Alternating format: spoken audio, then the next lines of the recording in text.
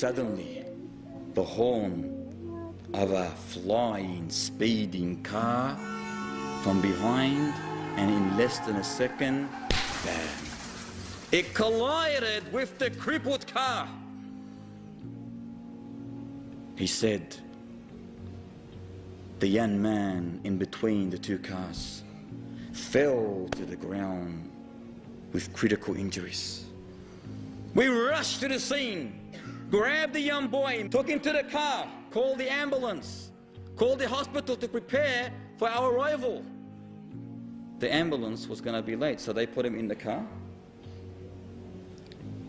He mentions that he was of blossom age, tender age. He was a young adult, still in his late teens.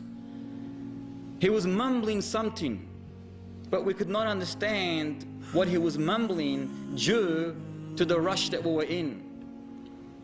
He said he was religious. You could tell from his appearance. Then the police officer said, when we placed him in the back of the car, we could make out what he was mumbling. He said, through all that pain, through all that suffering, his heart was reciting the verses of the Almighty Lord. He said he was so immersed in the recitation that, subhanallah, you could not even tell that this young man was suffering. You could not even tell that this young man was suffering. The police officer said his clothes were soaked in blood. His bones were clearly snapped in many places. However, he continued with his unique, tender, soft voice, reciting the verses of the glorious Quran.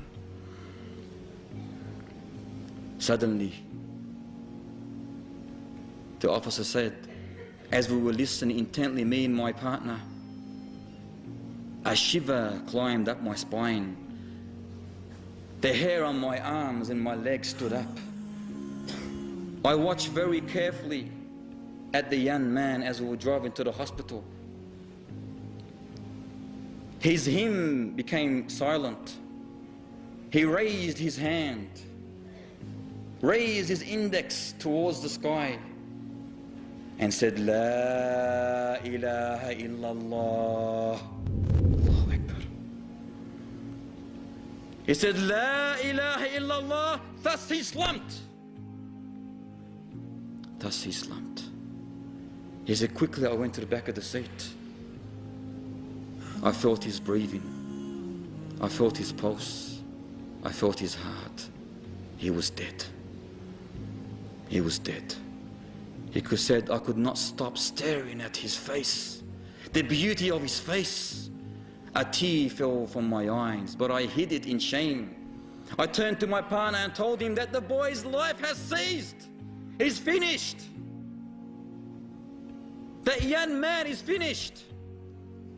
The police officer burst in cries. And thus when he heard his partner crying in such a manner, he could not hold himself.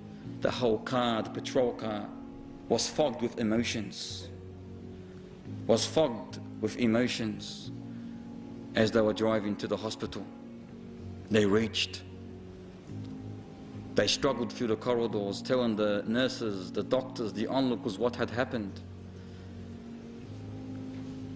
One of the hospital staff went and called his home. His brother picked up the phone and said, after being informed of his brother's accident, he said my brother would go and visit his only grandmother every single week who lived outside the town, and he would make sure that he would always spend time with those poor children and orphans who were idle in the streets. The whole town knew him, he said.